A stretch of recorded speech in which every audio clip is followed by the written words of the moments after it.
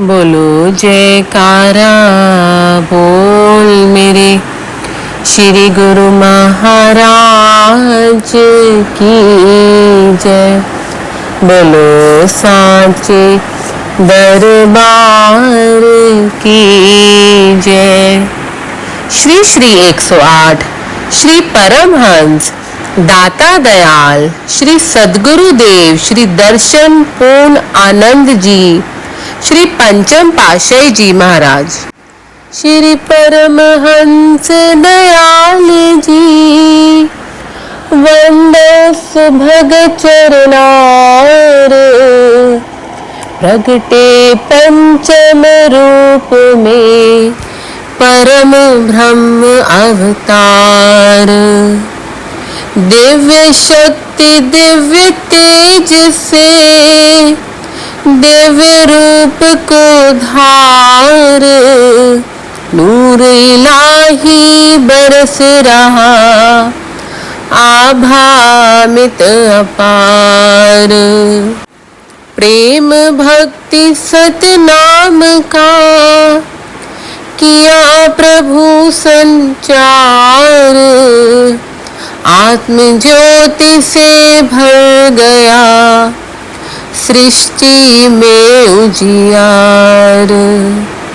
अद्वैत मत के प्राण बन आए करुणाधार, विराट भक्ति स्वरूप का गौरव दिया निखार। श्री परमहंस महान विभूतियों के असीम प्रयासों से श्री परमहंस अद्वैत मत श्री आनंदपुर सत्संग आश्रम भक्ति व निष्काम सेवा का महान केंद्र स्थापित करने की रूपरेखा बन चुकी थी एवं बन गया। इसकी स्थापना के पश्चात आत्म ज्योति का उजियार एवं भक्ति का प्रसार करने हेतु महापुरुषों के अनथक प्रयत्न फलीभूत हो रहे थे। सृष्टि नियंता ने उच्च सिद्धांत अनुसार इसकी सुव्यवस्था सुचारू रूप से करने के लिए अपने कार्य को पूर्ण किया। निष्काम कर्म योगी तत्वदर्शी सर्वगुण संपन्न आत्मवेत्ता प्रेम भक्ति के आगार जाज्वल्यमान भास्कर संत स्वरूप में श्री पंचम पातशाही जी के अलौकिक स्वरूप में अवतरित होने का प्रकृति ने संदेश दिया। दिव्य तेज राशि अलौकिक आनंद प्रदाता महापुरुष युग युगांतर में भक्ति की गंगा में अनवरत जन जन को पावन करते हैं, आत्म ज्योति का उजियार भरते हैं, जन्म जन्मों के मलिन मन से अज्ञान तम हरते हैं। ऐसी विलक्षण अद्वितीय विभूतियों में से एक थे हमारे आराध्य देव हृदय सम्राट श्री परमहंस दाता दयाल जी श्री पंचम पातशाही जी महाराज। परमार्थ पथ को सजीव एवं अद्वितीय ढंग से अनुप्राणित कर जन मन में आत्म आनंद को पाने की दिव्य उमंग भर दी। कण कण में विलक्षण प्रेम भक्ति पूरित कर दी। मानुष जन्म के लक्ष्य की ओर निरंतर अग्रसर रहने की अनुपम प्रेरणा के रंग में रंग दिया। कली काल में मन माया का मान भंग कर दिया। चहुं दिशि आनंद शांति सुख और खुशियों ने डेरा लगा दिया। जो भी शरण में आया, जिसने इस पथ को अपनाया, उसने प्रेम भक्ति में जीवन खुशहाल बना लिया। आपका विराट स्वरूप भक्ति का डंका 3 लोक 14 भुवन सारी सृष्टि में गुंजायमान है। लेखनी इसका प्रमाण नहीं दे सकती। आप स्वयं स्वतः सिद्ध इसके स्वरूप थे। आपकी अगम लीला रहस्यमय वचन एवं मनोहर स्मृतियों को लेखनीबद्ध करना कठिन है। विराट विराट विराट स्वरूप है। प्रकृति की कोई शक्ति उसके सम्मुख अपना रूप नहीं दिखा सकती। असीमित सागर की गहराई, आकाश की ऊंचाई, नतमस्तक होकर नमन करते हैं। विराट विराट विराट, बस एक बूंद को समुद्र में समाना है। अंतर हृदय में, ध्यान में, आंतरिक नजारों में प्रेम विभोर होकर इस अमृत सरोवर में डुबकी लगाकर प्रेमी जन कृतार्थ हो। बोलो जयकारा बोल मेरे श्री गुरु महाराज की जय। शुभ अवतरण। प्रकृति के अधिष्ठाता संत महापुरुष जब इस धराधाम को पावन बनाने हेतु अवतरित होते हैं तो प्रकृति की सितार रूपी वीणा झंकृत हो उठती है। उसके मनोहारी मधुर संगीत से कण कण में बहार आ जाती है। शाश्वत आनंद, सच्ची खुशी और अमर सुख की अनुभूति होने लगती है, जो कि भक्तिवान संस्कारी हृदय में स्वयं होने लगी। दिव्य आलोक से भर गया सृष्टि में उजियार, सच्ची खुशियों का हुआ प्राणों में संचार। हरिहर ब्रह्मा सरस्वती झुक झुक शीश निवाए, मन हर चितवन निरख कर अपने भाग मनाए। 36 रागव रागनिया सरगम बजे सुरताल, मधुर प्रेम की वीणा ने जन मन किया निहाल। कण कण आत्म ज्योति का देने लगा संदेश, अवतरित हुए हैं जगत में युग पुरुष हृदयेश। अवतरित हुए हैं जगत में युग पुरुष हृदयेश। परमार्थ पथ के अवतारी परोपकारी संत महापुरुष पृथ्वी पर अवतरित होते हैं तो उनके चरण स्पर्श से धरती की धूल सुगंधित फूल बन जाती है। उनके सुंदर स्वरूप नूरानी जलवे से कुदरत नूरो नूर हो जाती है। आज वही समय, वही संयोग और स्वर्णिम सुअवसर सौभाग्य पा रहा है।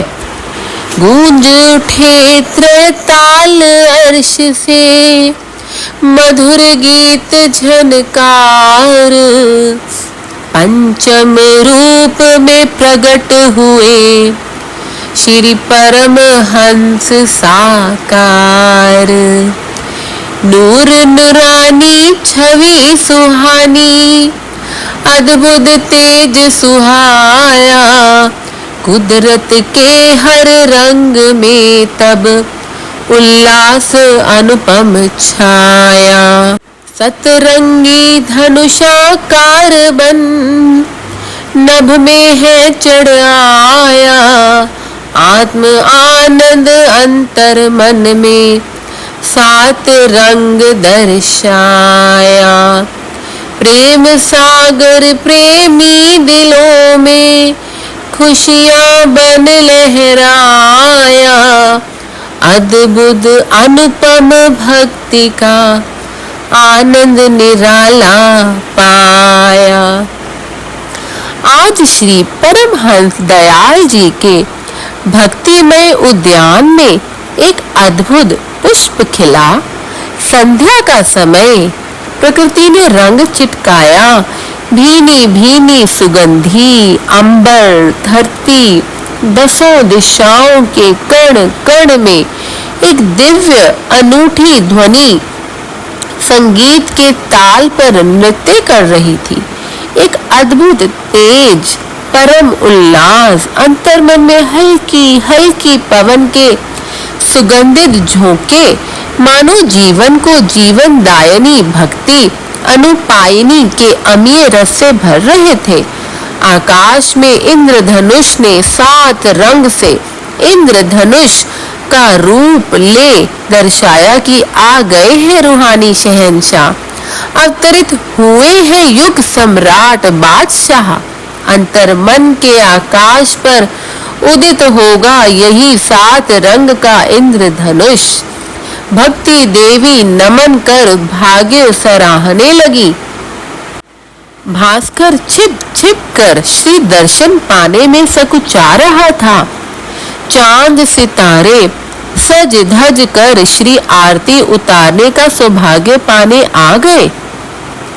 नव उल्लास भर दिया प्रेमी दिलों में दिव्य प्रकाश। दिलकश कुदरत के नजारों ने किया धरती परवास। अर्शों से फर्श पर आए हैं संत स्वरूप में स्वयं भगवान, यही हो रहा था एहसास।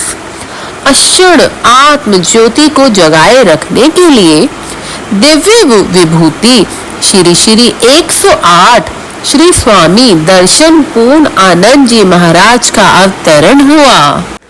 आप 20 सितंबर सन 1926 तदनुसार आश्विन शुक्ल पक्ष त्रयोदशी संवत 1983 सोमवार के दिन संध्या समय ग्राम रायपुर कलां, तहसील अजनाला, जिला अमृतसर, पंजाब में अवतरित हुए।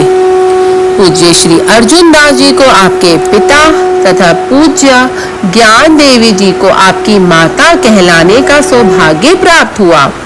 आपके शुभ्र भाल पर श्री चरण कमलों व कर कमलों में विलक्षण रेखाओं का समन्वय ही अवतार होने का साक्षात प्रमाण है। जन्म से पूर्व रात्रि में भगवान ने माता जी को चतुर्भुज रूप में दर्शन दिए। आपने जन्म के समय अलौकिक आभा का दर्शन माता श्री को करवा दिया।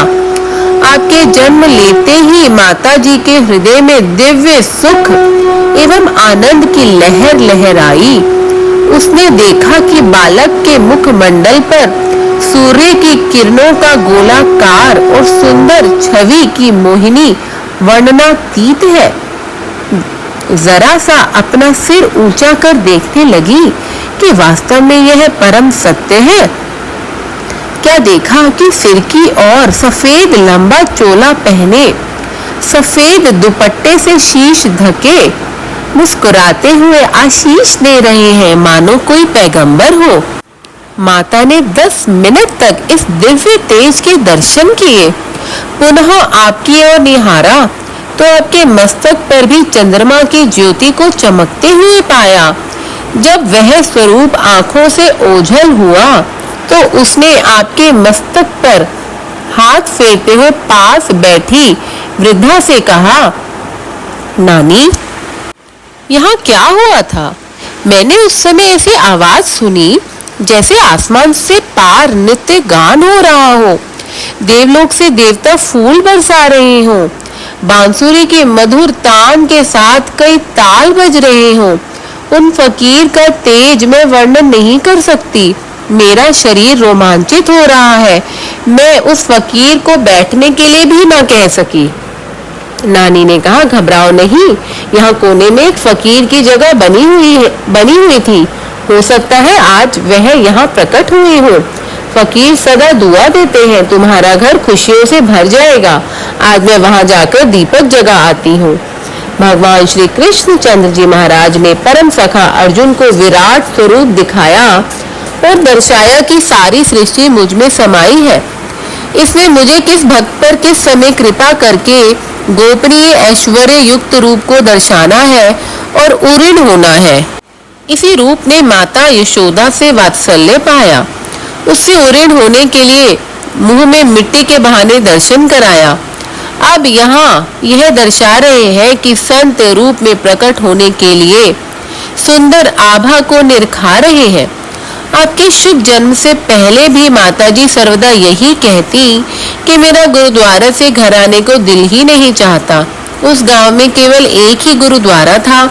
घर के कामकाज करते हुए भक्ति भाव विभोर भजन गाती हरदम एक अनोखी खुशी अंतर्मानस में अनुभव करती।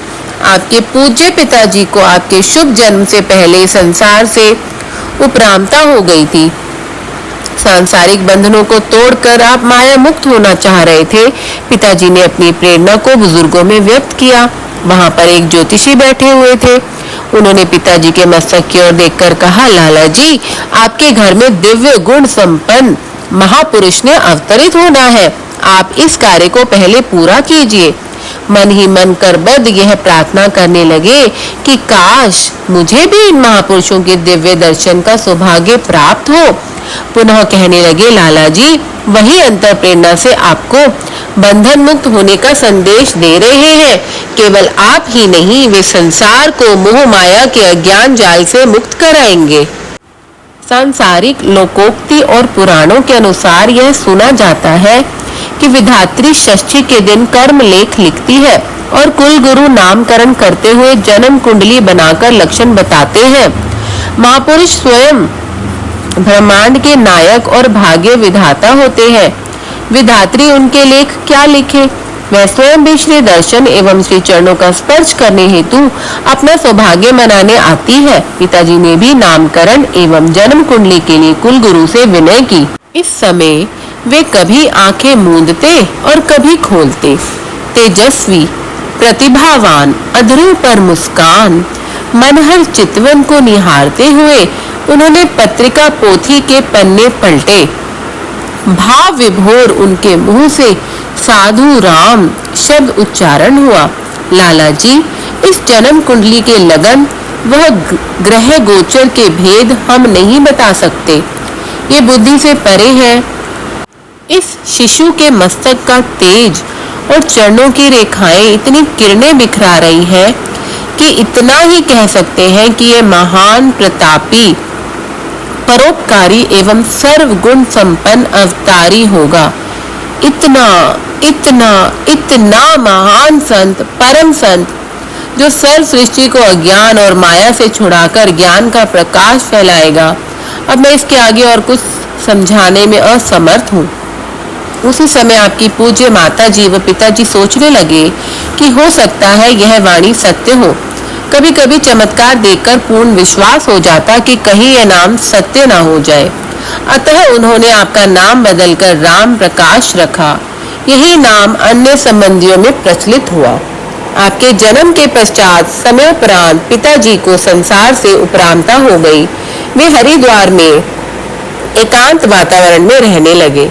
अधिकांश समय वही व्यतीत करते। यहाँ उन्होंने साधु वेश भी धारण कर लिया।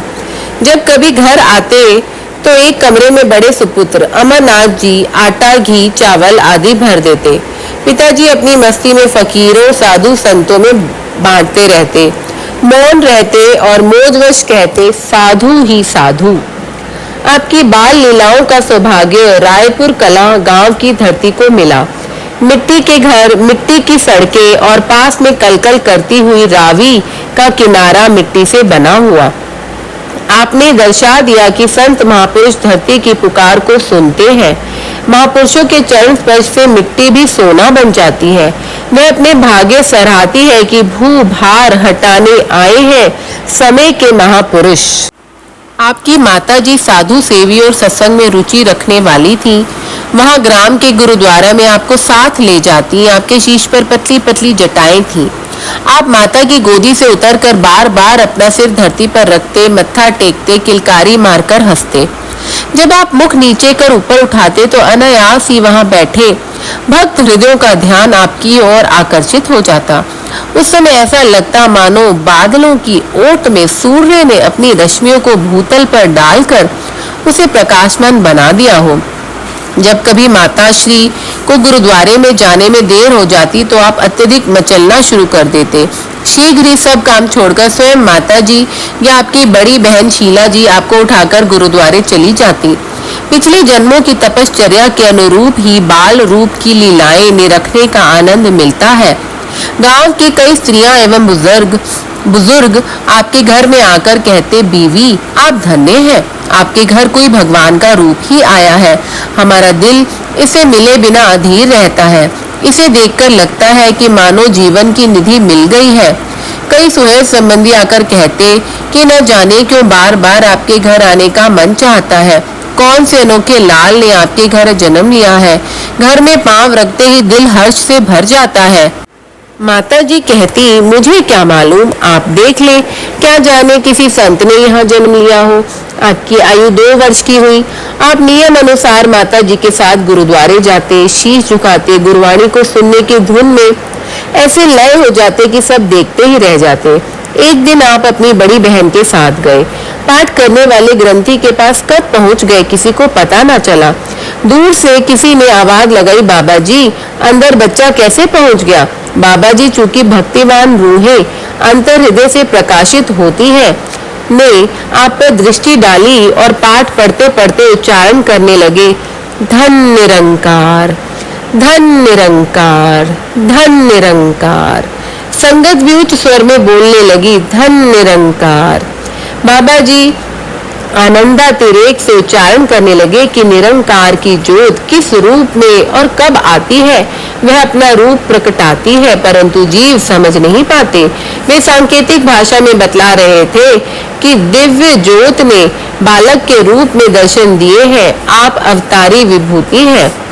वैदिक नियम अनुसार संसार में यह नियम प्रचलित है कि नाम संस्करण, अन्नप्राशन, मुंडन संस्कार आदि समय समय पर संबंधियों में पर्व की भांति मनाए जाते हैं। आपके मुंडन संस्कार पर भी संबंधी एवं ग्रामवासी एकत्र हुए। प्रायः बालक मुंडन करवाते हुए रोते हैं, परंतु आपका खिलता हंसता हुआ चेहरा सबके दिलों में अनोखी प्रसन्नता भर रहा था। पंडित जी ने मंत्र बोला और नाई ने मुंडन आरंभ किया। अचानक ही एक बुजुर्ग के मुंह से निकला, माता, इसके सिर से निकलती हर बाल की किरण बतला रही है कि यह साधारण मुंडन नहीं, यह एक संन्यास की क्रिया है। भाव यह है कि ये स्वयं अभी से संन्यास ले रहे हैं और भावी समय में हजारों सन्यासी बनाएंगे, अर्थात आप काल माया के बंधनों से छुड़ाकर सत्य का पथ दर्शाएंगे।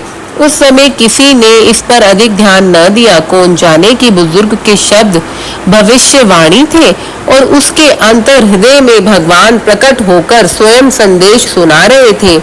योग माया के वशीभूत हो सबने सुना अनसुना कर दिया और आमोद प्रमोद किया। वह भविष्यवाणी आज सब पर प्रकट है। विलक्षणता महापुरुष अपनी पग पग पर दर्शाते हैं, खोलते हैं राज हकीकत के, कोई समझ उन्हें ना पाते हैं। हर खेल ही उनकी लीला है, हर खेल में है रहस्य छिपा, वे बाल सुलभ लीलाओं में पैगाम अमर देते हैं सुना। इनके ही नूरी जलवे से भरा नूर जहां के हर रंग में, चमत्कार सभी कुदरत के हुए रोशन इनके ही संग में। सुख आनंद खुशियों के सागर अमृत का मेह बरसाते हैं, होते हैं धन्य वही जग में जो पावन दर्शन पाते हैं। यदि बाहरी दृष्टि से देखा जाए तो साधारणतया अबोध बालक की क्रीड़ाएं क्रीड़ा बनकर रह जाती हैं। असाधारण अर्थात दैवी शक्ति संपन्न बालक खेल खेल में ही जीवन के लक्ष्य का रहस्य बतलाते हैं। अभी आपकी अवस्था 4-5 वर्ष की हुई कि गांव की बुजुर्ग स्त्रियां उस समय सूत काटती थी। संध्या समय आप उनके पास जाकर कहते, इना कच्चा तंदा टूट जाना, यह समय सूत काटने का नहीं, भजन सुमिरन करो, गुरुद्वारे चलो, जो आपका अपना काम है वही करो। वे आपकी मुस्कुराती मनमोहिनी छवि को देखती रह जाती। आप गुरुद्वारे की ओर चल देते। आप बचपन से ही सौम्य प्रवृत्ति एवं असाधारण प्रकृति की आभा लिए हुए थे। उस समय कौन जानता था कि आप अमर सत्यता की ज्योति का विराट स्वरूप बनेंगे। अवतार स्वयं चमत्कार दिखाते नहीं अपितु स्वयं को छिपाते हैं। जैसा कि कृष्ण रूप भगवान हर खेल के चमत्कार पर माया का पर्दा डाल सबको भ्रमित कर देते थे। आपने लौकिक मर्यादाओं का पालन करने के लिए पाठशाला में शिक्षा प्राप्त की। ज्ञान के सागर होते हुए भी संसार के नियम धर्मों को मुख्यता प्रदान की। गांव बलड़वाल में माध्यमिक पाठशाला में पढ़ना आरंभ किया। केवल दिखावा मात्र बच्चों के साथ खेलना आरंभ करते और बीच में से निकलकर रावी नदी के बांध पर मिट्टी पर आंखें मूंदकर बैठ जाते। कभी कभी बच्चे आपको वहां से आकर उठाते और ठिठोली करते हुए कहते कि हमारे साथ क्यों नहीं खेलते, यहाँ क्या मिलता है। आप कहते कि हम भगवान के साथ खेलते हैं, उसका खेल देखते हैं, चाहो तो तुम भी यहाँ बैठकर देखो। कलकल करती नदी के पानी की धुन मानो दैवी संगीत सुना रही है। ऐसा सुनकर वे बच्चे कभी कभी वहां बैठ जाते और सचमुच ही प्यारी धुन कहते हुए उठ जाते। मायावश पुनः अपने खेल खेलने लगते। आपकी आयु 10 वर्ष की हुई। आपके शिक्षक का नाम राम प्रकाश था। वह भी भक्ति भाव रखने वाला पुरुष था। वह सोचता कि इन्हें देखकर ऐसे लगता है कि इनके अंदर दैवी शक्ति है। कक्षा में भी शांत, एकांत, एकाग्र और पढ़ाई में सबसे आगे। जब भी देखो छुट्टी होते ही नदी पर चले जाते हैं। कई बार आते जाते देखा है कि समाधि लगाए बैठे होते हैं। एक बार मास्टर जी भी आपके पीछे पीछे आए और पूछने लगे, राम प्रकाश, क्या अभी से तुम्हें राम भगवान ने प्रकाशित कर दिया है? अभी तो तुम्हारे खेल कूद आमोद प्रमोद के दिन है, हमें भी कुछ ज्ञान कराओ। आपने विनम्रता से कहा, आपकी शिक्षा से मैं शिक्षित हो रहा हूँ। आप ही कहते हैं कि संसार भगवान का खेल मात्र है। आप शिक्षक गुरु हैं। मैं तो आपके द्वारा दी गई शिक्षा से उस खेल को देखने यहाँ आता हूँ, उसे अनुभव करने का प्रयास कर रहा हूँ। प्रकृति का कण कण उसके दिव्य तेज से कैसे अनोखे खेल खेल रहा है। चांद, सूर्य, बादल, धूप, छाया, क्या अनोखा खेल है। सब समय में बंधे हुए अपना अपना कर्तव्य निभा रहे हैं। हमें भी कर्तव्य पथ पर चलते रहना चाहिए। शिक्षक देखता ही रह गया कि महापुरुषों की वाणियों को, रामायण अथवा गीता को हमने पढ़ा अवश्य, परंतु मनन न किया। यह बालक अभी से अनुभव कर रहा है। वह क्या जाने कि ये साक्षात पार ब्रह्म स्वरूप है। प्राइमरी तक यहाँ शिक्षा ग्रहण कर आप अमृतसर जाने लगे। आपने लौकिक शिक्षा हिंदी, उर्दू, फारसी और अंग्रेजी में प्राप्त की। सन 1944 में आपने मैट्रिक पास कर ली। महाप्रभु जी गणित में अत्यधिक प्रवीण थे। इस संदर्भ में आपने स्वयं फरमाया कि हमारे गणित के अध्यापक हमें छुट्टी वाले दिन भी बिना फीस के पढ़ाया करते थे। एक दिन बच्चों ने मिलकर छुट्टी कर ली और कोई भी पढ़ने न गया। अगली बार जब बच्चे उनके घर पढ़ने गए तो उन्होंने समझाया कि वह तो उनके भले की सोचते हैं। हमने उस दिन से प्रण कर लिया कि बाकी बच्चों में से कोई जाए ना जाए, लेकिन हम तो अवश्य जाएंगे। शिक्षा ग्रहण करने के लिए शिक्षक के प्रति श्रद्धा और जीवन में अनुशासन अति आवश्यक है। आपने पुनः कभी छुट्टी न की और गणित में आप सदैव सर्वोपरि रहे। आपके बड़े भाई कलकत्ता में दुकान और व्यापार करते थे। आप सांसारिक कार्य व्यवहार करते हुए निर्लिप्त रहे। आपके घर के सभी सदस्य मानव त्याग की मूर्ति थे। अत्यधिक हास विलास उन्हें पसंद नहीं था। आप 1946 में एक बार कलकत्ता गए, परंतु वहां सत्संग का साधन प्राप्त न होने के कारण पुनः पंजाब लौट आए। आपको आत्म अनुभूति तो थी, परंतु लोक मर्यादा अनुसार अपना कर्तव्य सद्गुरु शरणागति, नाम दीक्षा, गुरु आज्ञा पालन एवं आदर्श गुरु भक्ति को मुख्यता देते हुए संपन्न किया। बोलो जयकारा, बोल मेरे श्री गुरु महाराज की जय।